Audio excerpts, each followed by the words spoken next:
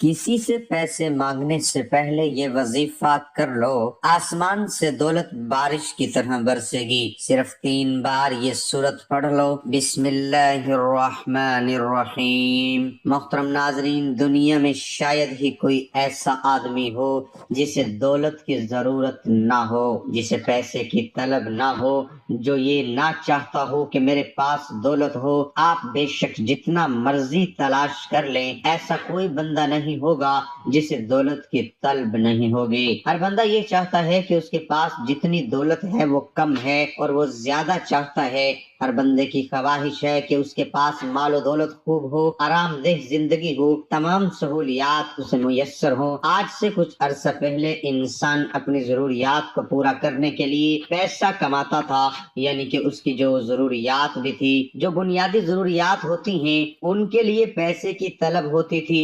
لیکن اب انسان کی آئے روز نئی خواہشات، ہر روز اس کو نئی چیز کی طلب ہوتی ہے، اس کی خواہشات بڑھتی ہی جا رہی ہیں اور انسان نے اپنے آپ کو اس قدر خواہشات کا عادی کر لیا ہے کہ اس کی کوئی خواہش پوری نہ ہو تو وہ پریشان ہو جاتا ہے، اور پھر وہ چیز جس کی وہ خواہش کرتا ہے اس کو حاصل کرنے کے لیے، اپنی خواہش کو پورا کرنے کے لیے وہ چاہتا ہے کہ میرے پاس پیسہ آ جائے، اس چیز کے لیے اس سے جتنی رقم کی ضرورت ہے وہ اس کے پاس آ جائے۔ پھر وہ حلال حرام کی بھی تمیز نہیں کرتا، پھر وہ یہ چیز نہیں دیکھتا کہ میرے پاس جو دولت آ رہی ہے یہ حلال طریقے سے آ رہی ہے یا حرام طریقے سے۔ اگر انسان صرف یہی سوچتا ہے کہ پیسہ آنا چاہیے جس طرح بھی آئے، تو پھر میرے بھائیوں، آج کی اس ویڈیو میں ہم آپ کو ایک ایسے وظیفے کے بارے میں بتائیں گے، ایک ایسی تسبیح کا عمل بتائیں گے، ایک دعا بتائیں گے۔ اس دعا کو آپ لوگوں نے سونے سے پہلے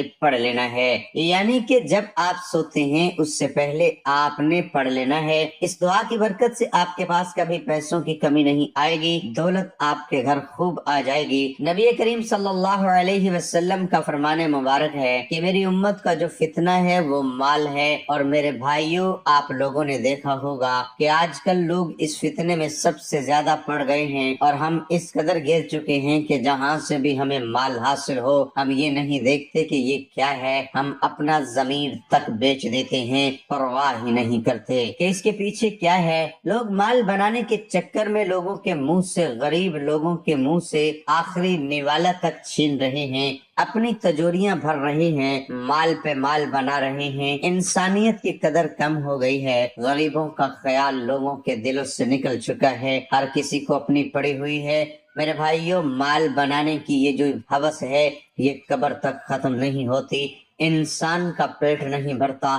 جتنے بھی امیر لوگ اس دنیا سے چلے گئے ہیں وہ اپنے ساتھ سوائے کفن کے کچھ بھی نہیں لے کر گئے، وہاں پر جو چیز کام آئی ہے وہ انسان کے اعمال ہی ہیں۔ اس لیے اپنے آپ کو ایسے کاموں میں ڈالیں، اپنے رزق کو ایسی جگہ پہ خرچ کریں، ایسے لوگوں پر خرچ کریں جن سے آپ کو آخرت میں بھی فائدہ ہو اور یہاں پر بھی فائدہ ہو۔ آج جو لوگ غریب لوگوں کا خون چوس رہے ہیں، انہیں روز محشر والے دن اس کا حساب دینا ہوگا۔ اس لیے میرے بھائیوں، میری آپ تمام لوگوں سے گزارش ہے، آپ مہربانی کر کے لوگوں کا خیال کریں، اللہ کی جو مخلوق ہے اس کا احساس کریں، ان کے کام آئیں، ان کو خوشیاں دیں، اپنی خوشیوں میں انہیں شامل کریں۔ جب وہ کسی تکلیف میں ہوں تو ان کے غم دکھ بانٹ لیا کریں، ان کے لیے آسانیاں پیدا کریں، اللہ پاک بھی آپ کے لیے آسانیاں پیدا کرے گا۔ آپ کو چاہے اپنے اللہ کے احکامات مانیں، آپ ادھر غریب لوگوں کا خون چوس رہے ہیں تو کیا فائدہ آپ کی عبادت کا؟ اس لیے ایسے کام کریں جو ہمیشہ ہمیشہ کے لیے آپ کے لیے فائدہ مند رہیں، اس جہاں میں بھی اور آخرت میں بھی آپ کے ان کاموں سے آپ کو بہت زیادہ فائدہ حاصل ہو۔ قرآن مجید کی سورۃ تکاثر کی پہلی آیت کا مفہوم ہے کہ تم کو زیادہ کے حرص نے غفلت میں رکھا، یہاں تک کہ تم نے قبریں جا دیکھی۔ اسی حقیقت کو رسول اللہ صلی اللہ علیہ وسلم نے اس طرح بیان کیا ہے کہ ابن آدم کے پاس مال و دولت سے پہلے مال و دولت سے بھری 2 وادیاں ہوں تب بھی وہ تیسری کی خواہش کرے گا۔ ابن آدم کا پیٹ قبر کی مٹی کے سوا کوئی چیز نہیں بھرتی۔ ہم میں سے ہر شخص دوسروں کو اپنے سامنے مرتا ہوا اور دفن ہوتا ہوا دیکھتا ہے۔ ہم دیکھتے ہیں کہ کفن میں جیب نہیں ہوتی اور قبر میں مٹی کے سوا کچھ نہیں ہوتا، مگر اس کے باوجود ہماری غفلت ختم نہیں ہوتی، ہماری حرص و ہوس ختم نہیں ہوتی۔ ہم مال کو رشوت، حرام، دھوکے اور جھوٹ سے کماتے ہیں۔ ہم مال کو سینت کر رکھتے ہیں، ہم مال کو دوسروں پر خرچ نہیں کرتے، ہم مال کو اسراف اور نمود و نمائش پر اڑاتے ہیں، ہم مال کی محبت میں متوالے ہوئے جاتے ہیں۔ مگر قرآن یہ کہتا ہے تم ان قریب جان لوگے کہ جس مال کے پیچھے تم نے آخرت کو گوایا، جس مال کے پیچھے خدا کے غضب کو بھڑکایا، جس مال کے پیچھے اللہ کے احکامات کو نظر انداز کیا، جس مال کے پیچھے مظلوموں کی بد دعائیں لی، جس مال کے پیچھے حقداروں کے حقوق دبائے، وہ مال برباد ہو گیا۔ آخرت کی حقیقی دنیا میں اس کی اہمیت کچھ نہیں۔ یہ وقت بہت سے لوگوں پر آ چکا ہے، بہت جلد ہم پر بھی آنے والا ہے، مگر ہم کلام خدا کی پکار سننے کے لیے تیار نہیں، ہم رسول خدا صلی اللہ علیہ وسلم کی پکار سننے کے لیے تیار نہیں، ہم خود کو حلال تک محدود کرنے کو تیار نہیں، ہم حقداروں پر مال خرچ کرنے کے لیے تیار نہیں، ہم نمود و نمائش، اسراف و بخل چھوڑنے پر تیار نہیں، مگر ان قریب موت ہمیں بھی بتائے گی کہ مال کچھ نہیں تھا، دنیا کچھ نہیں تھی، اصل فلاح اور اصل کامیابی آخرت کی کامیابی تھی، مگر اس وقت بہت دیر ہو چکی ہوگی۔ اس حقیقت سے انکار نہیں کیا جا سکتا کہ پیسہ انسان کی زندگی میں بہت ہی اہمیت کا حامل ہے۔ پیسے سے انسان روٹی، کپڑا، مکان اور اپنی زندگی کی دیگر ضروریات پوری کرتا ہے، اپنی سماجی ضروریات پوری کرتا ہے، تعلیمی سفر جاری رکھنے اور صحت کے حصول کے لیے بھی پیسہ ناگزیر ہے۔ پیسہ ہماری زندگی کی اہم ترین ضرورت ہے، اس کے بغیر زندگی کا پہیہ بہت ہی مشکل سے چلتا ہے۔ ہر انسان کی خواہش ہوتی ہے کہ وہ خوشحال اور بہترین زندگی گزارے، اور اس دور میں مال و دولت کی بدولت ایسی زندگی گزارنا ممکن ہے۔ پیسہ جو کہ زندگی کے لیے بہت اہم ہے، اس لیے ہر انسان اس کے حصول کے لیے بھرپور تگ و دور کرتا ہے۔ پیسے اور دولت کا حصول بری بات نہیں، مگر اس کی وجہ سے دیگر بہت کچھ نظر انداز کر دینا برا ہے۔ دنیا میں ایسے افراد کی کمی نہیں جن کی زندگی کا مقصد ہی صرف پیسہ کمانا ہے۔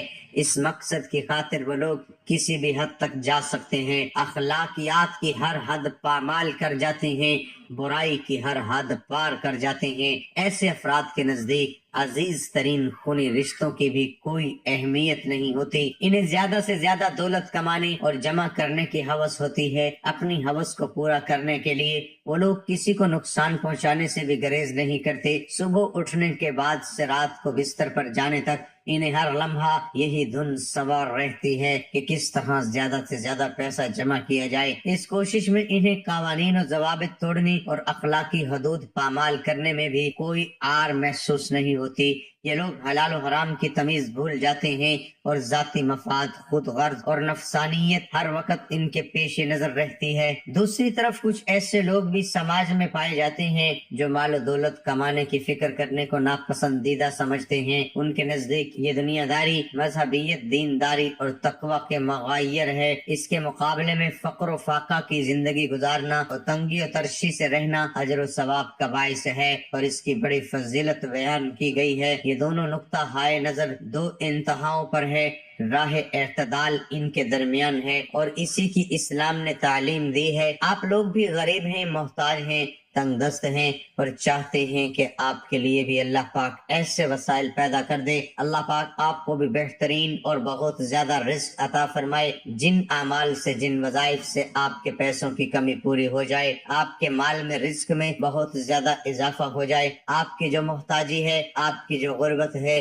وہ ختم ہو جائے۔ تو آپ لوگوں نے یہ وظیفہ ضرور کر لینا ہے۔ آپ اس ویڈیو کو پورا دیکھیے گا، کیونکہ کئی ویڈیو میں ہم جو وظیفہ بتاتے ہیں، جو تسبیح ہوتی ہے، اس کا عمل ویڈیو کے درمیان میں بتا دیتے ہیں یا آخر میں، تو کچھ لوگ ویڈیو کو تھوڑا سا ہی دیکھ کر بعد میں کمنٹس میں پوچھ رہے ہوتے ہیں کہ وظیفہ بتا دیں۔ وظیفہ تو آپ نے بتایا ہی نہیں، اس لیے میرے بھائیوں ویڈیو کو پورا دیکھا کریں۔ ویڈیو میں ہم وظیفہ ضرور بتاتے ہیں۔ وظیفہ شروع کرنے سے پہلے اول و آخر 3 مرتبہ درود پاک پڑھیں۔ آپ درود ابراہیمی پڑھ لیں یا کوئی بھی چھوٹا درود پاک بھی پڑھ سکتے ہیں جو آپ آسانی سے پڑھ سکتے ہوں۔ آپ وہی درود پاک پاک پڑھ لیں، ایک مرتبہ میرے ساتھ بھی درود پاک پڑھ لیں تاکہ ثواب ہو۔ اللہم صلی علی محمد وعلی آل محمد کما صلیت علی ابراہیم وعلی آل ابراہیم انک حمید مجید۔ اللہم بارک علی محمد وعلی آل محمد کما بارکت علی ابراہیم وعلی آل ابراہیم انک حمید مجید۔ درود پاک پڑھنے کے بعد سورۃ فاتحہ آپ نے 3 بار پڑھنی ہے۔ بسم اللہ الرحمن الرحیم، الحمد للہ رب العالمین، الرحمن الرحیم، مالک یوم الدین، ایاک نعبد و ایاک نستعین، اہدنا الصراط المستقیم، صراط الذین انعمت علیہم غیر المغضوب علیہم ولا الضالین۔ اس کے بعد میرے بھائیو یہ دعا پڑھنی ہے آیت کریمہ لا الہ الا انت سبحانک انی کنت من الظالمین۔ آپ نے اس دعا کو رات کو سونے سے پہلے 21 مرتبہ پڑھ لینا ہے۔ 21 مرتبہ آیت کریمہ کو پڑھ کر آپ نے 3 تسبیح یا غنیو یا مغنیو یا غنیو یا مغنیو یا غنیو یا مغنیو یہ پڑھ لینی ہے، اور 21 مرتبہ لا الہ الا انت سبحانک انی کنت من الظالمین پھر یہ دعا پڑھ لینی ہے، اور اول و آخر میں 3 بار سورۃ فاتحہ پڑھ لینی ہے۔ محترم ناظرین، سورۃ فاتحہ نماز کا رکن ہے، چنانچہ سورۃ فاتحہ کے بغیر نماز صحیح ہو ہی نہیں سکتی، جیسے کہ سیدنا عبادہ بن صامت رضی اللہ عنہ سے مروی ہے کہ رسول اللہ صلی اللہ علیہ وسلم نے فرمایا اس شخص کی کوئی نماز نہیں جس نے سورۃ فاتحہ نہیں پڑھی۔ حدیث میں ہے کہ صحیح بخاری میں ابو متوکل ناجی رحمت اللہ علیہ ابو سعید خدری رضی اللہ عنہ سے بیان کرتے ہیں کہ نبی صلی اللہ علیہ وسلم کے چند صحابہ کرام عرب کے کسی قبیلے کے قریب سے گزرے اور سورۃ فاتحہ کے ذریعے دم کرنے کی مکمل روایت بیان کی، پھر کہا اس حدیث میں آیا ہے کہ بچھو کے کاٹے ہوئے مریض کو سورۃ فاتحہ سے شفا ملی اور دوا کی ضرورت ہی نہ رہی، بلکہ سورۃ فاتحہ کا اثر وہاں بھی ہوا جہاں کوئی دوا اثر نہیں کر رہی تھی۔ یہاں یہ بھی واضح رہے کہ جس شخص کو دم کیا گیا تھا وہ دم کے قابل نہیں تھا، یا تو اس کے لیے کہ وہ قبیلہ مسلمان نہیں تھا، پھر اس کے لیے وہ قبیلے والے کنجوس اور بخیل تھے، اور اگر دم کے قابل شخص کو دم کیا جائے تو پھر کتنے ہی خوب نتائج برآمد ہوں گے۔ ابن قیم رحمت اللہ علیہ مزید لکھتے ہیں کہ مجھے طواف وغیرہ کے دوران بعض اوقات ایسا شدید درد اٹھتا کہ میں حرکت نہیں کر سکتا تھا، تو میں ایسی کیفیت میں فوری طور پر سورۃ فاتحہ پڑھ کر درد والی جگہ پر ہاتھ پھیرتا تو درد ایسے رفع ہو جاتا جیسے تھا ہی نہیں۔ میں نے اس چیز کا تجرباتی مشاہدہ کئی بار کیا ہے۔ اسی طرح زمزم کا پیالہ بھر کر اس پر سورۃ فاتحہ پڑھ کر پیتا تو مجھے بہت فائدہ اور توانائی حاصل ہوتی کہ کسی دوا سے اتنی شفا نہ ملتی تھی۔ انشاءاللہ اللہ پاک کے فضل و کرم سے روزی میں رزق میں اتنی وسعت آ جائے گی، آپ پوری زندگی کسی کے محتاج نہیں رہیں گے، آپ کی جو دولت ہے وہ آپ کے گھر آ جائے گی۔ اللہ پاک آپ کی مشکلات جو ہیں وہ رزق کے حوالے سے ہے، جو دولت کے حوالے سے ہے وہ ختم کر دیں گے، اور راتوں رات ہی میرا اللہ ایسا معجزہ کرے گا کہ آپ کے گھر میں دولت پہنچ جائے گی۔ جو بھی آپ کو وظیفہ بتایا جاتا ہے اس کو پورے یقین کے ساتھ کر لیا کریں، انشاءاللہ جو یقین ہوتا ہے اس وظیفوں میں کامیابی کی ضمانت ہوتا ہے، آپ کی مشکلات ختم ہو جائیں گی۔ میرا اللہ، میرا پروردگار بادشاہوں کا بادشاہ آپ کو بہتر اور کھلا رزق عطا فرمائے گا۔